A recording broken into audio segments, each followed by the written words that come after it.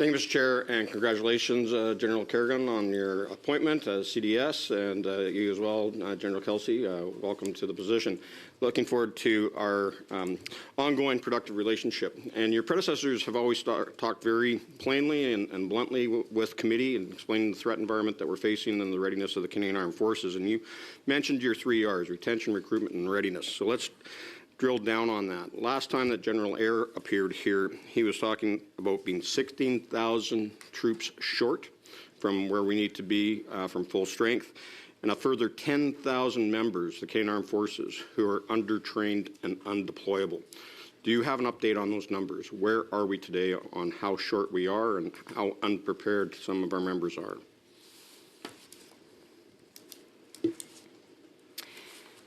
Thank you, Mr. President. So in terms of regular forces members, we are now at 63,622 in terms of numbers. And then reserve forces, 29,176 in terms of numbers, for a total of 92,798. And that's as of 31st of August.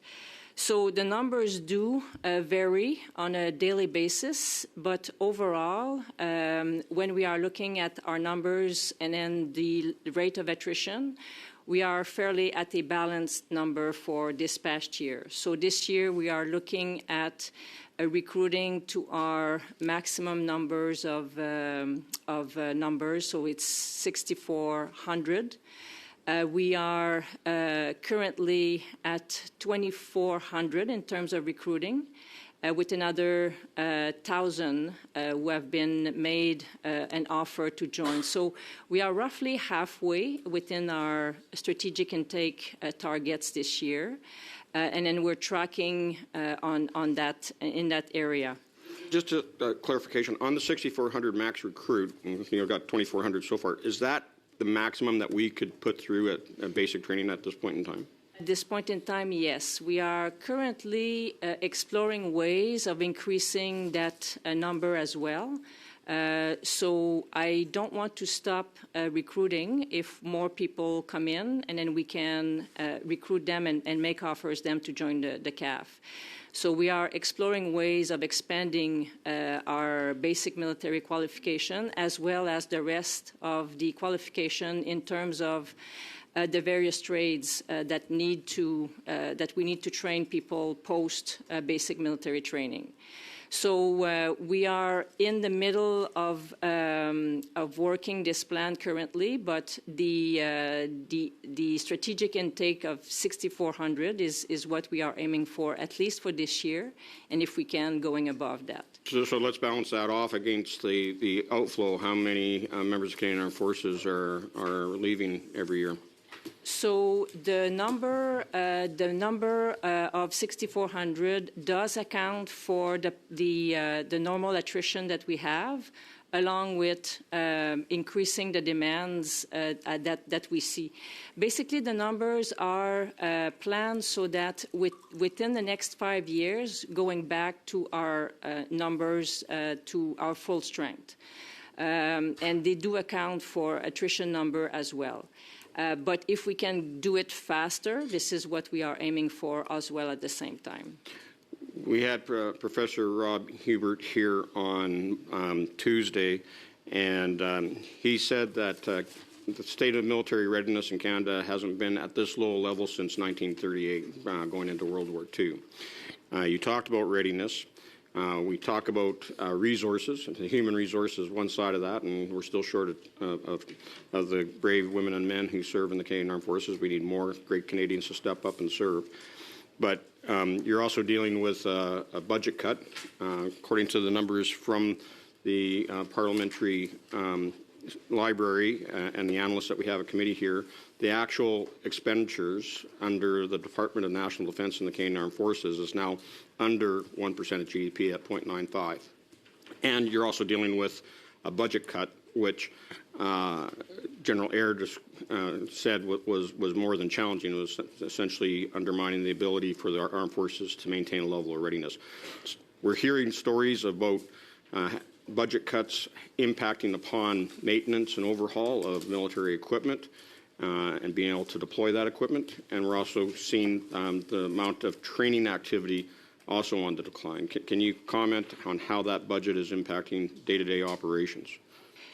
So we are currently working on a way ahead for the path to the 2% new investments coming into defense. So it's always a balance between being good custodians of public funds as well as increased investments. So those increased investments will allow us to invest into our recruitment processes, will allow us to invest in the people space, what we see in terms of housing, childcare, and so on.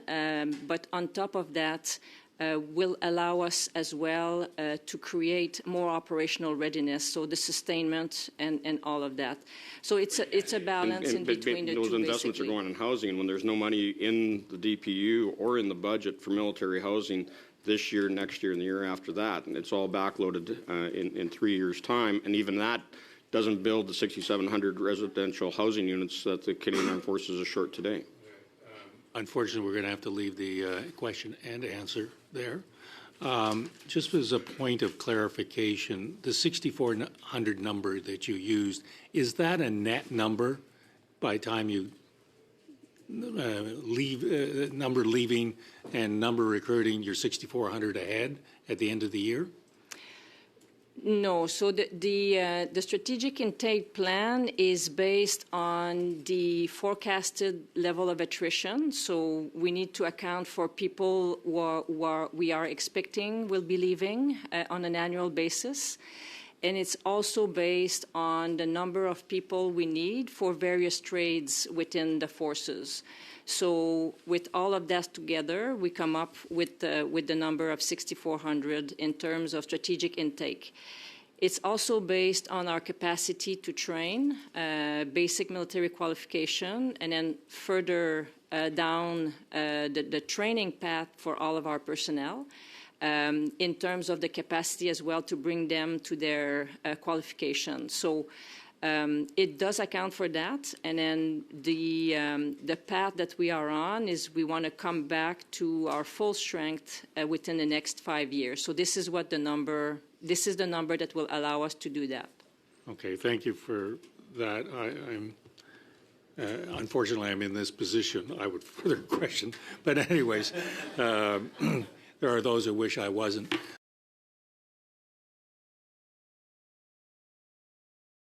you, General Carignan and Lieutenant General Kelsey. It's a pleasure to have you here, and thank you for the good work that you and the entire Armed Forces team does behind you. I want to think back to last winter when there was an announcement of rent hikes that were coming through for military housing that were to be effective April 1st. And around the same time, we saw stories about soldiers and sailors and air people who had either lived in their vehicles or were couch surfing for lack of affordable housing, whether on base or off. And I just think about the destruction to morale that may have caused. And I wonder what you saw on the ground from a morale standpoint when those rent hikes were announced. So, Mr. President, the housing and accommodation issues for our personnel is a key point for us. It's extremely important. Having been moved more than 13 times, if my count is correct, we understand the need to provide proper support for our folks who we are asking to serve and move regularly as part of their duties. So we do understand the need, and we do understand as well that the housing issues are also lived and experienced by Canadians as well overall. But we are putting forward many initiatives to enable the housing and enable our members to be more mobile Currently, we have a few things ongoing. We need to understand that we currently operate 11,700 residential house in 27 different locations for our members. We are building 1,400 new homes over the next 5 years on various bases. And then we are renovated 2,500 units as well to maintain our residential homes in a good condition over many different bases across Canada. This is also layered with benefits for our folks. The needs are very different depending on the family, depending on the personal situations. So it's a layered approach, and not all members require the same type of support as we are asking them to serve. So we have the Canadian Forces housing differential as well that has been implemented to enable our folks to move, of which 28,000 CAF members are actually benefit. Not everything is perfect. We understand the difficulties that our members are encountering, but we are regularly gathering the feedback, understand the experience, and consistently striving at improving that situation for all of our members. Okay, thank you. I was wondering, sometimes it's hard for people to think of in terms of number of housing units, but when we think about that 11,000 units, I think I saw in the DPU that we were short 7,000, around 7,000, using 6,000 or 7,000, and there's $295 million that are earmarked to be spent, I think, up until 2032, 33. That works out to about $1,800 per housing unit over that span of time, and I think that, you know, when you think about that amount of money to build 2,500 renos, and for a short 6,000 units, does the government need to think about allocating more money to housing? And is that a way that we can raise morale in the forces, a fairly low-cost way of doing it? Because at a time when we need the most out of our people, can we spend our money on our people? In the DPU, there were 36 recommendations. 25% of them had to do with HR. And to me, this is a key one. And like I said, when we need the most out of our people, is this a great way to target that? Please. So broadly speaking, and then I'll ask the Vice to come in on this one, but broadly speaking, the first priority as we harness the new investments, the people space is where we are going to be focusing our efforts. So housing is one of those, sustainment is another one. All of that focus on people is where we want to go first in terms of foundational work that we want to do with our forces. But housing is part of the priorities where we want to invest early in the process. Unfortunately, we're going to have to leave the answer there.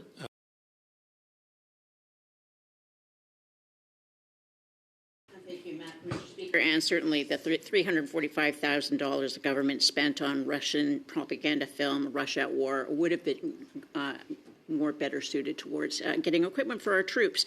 And my questions will be to the General Carignan. What does strategic recruitment mean, and does it mean that there are still quotas? Strategic recruitment, I'm not sure, Mr. President, that I understand what strategic recruitment is. For me, it's recruitment, pure and simple. We need to get our numbers back up to full strength, and we are aiming towards achieving our targets this year. And if we can go over, we will absolutely look at doing that as well. So we have targets, we have anticipated numbers that we are looking at reaching, and again, depending on who is showing up, with what qualification, with what potential. We are going to be recruiting across the full Canadian diversity. So this is basically what we are looking at. So what are the targets? So, for example, we are looking at achieving a 25% target in terms of women as part of our forces. We are looking at a global goal of visible minorities of 11.8% and 3.5% in Indigenous people. So we want to make sure, again, that we have a representation of all Canadians as part of our forces. Do these quotas apply per trade? No. So these are total numbers that we are aiming for. And again, we want to give people the choice in terms of where they think they can best contribute to our forces. And how will you confront the growing unexpected threats posed by state actors such as Russia, China, and Iran, and also the non-state actors that persistently conduct cyber attacks against our infrastructure and institutions and our military? So, Mr. President, after this committee, we will be officially standing up our cyber command. Over the past 10 years, we have growing this capability. And we are very proud of the work that has been achieved so far. Our cyber command, our cyber capabilities have been contributed in many places, all of which in Ukraine as well, and extremely proud of that capacity that we have been standing up and growing over the past 10 years. And then just today, we will be officially standing up the command. How many people will there be in that command? The number of soldiers? I don't have the numbers off the top of my head. Yes, and I like don't think I can 20, share. 30, 50? Again, I don't think I can share those numbers, but what's important to us is the effects that they are delivering. So during your predecessor's time, he was forced to deal with a very bad hand on defense spending for our armed forces, and given the severe cuts this government has implemented, how would you confront the minister were they to propose further cuts to defense that would certainly further limit operational capabilities in our armed forces? Our role really is to balance all of those issues, what we are being asked to do versus the resources we are provided with. It is clear that we need to sequence, we need to prioritize. We won't be able to do everything at the same time. But again, my job as a Chief of Defense Staff is to ensure that we can deliver the capabilities with the funding envelope that we are being provided. Thank you. I cut you off a little early, 15 seconds, but we'll try to make it up at some other point.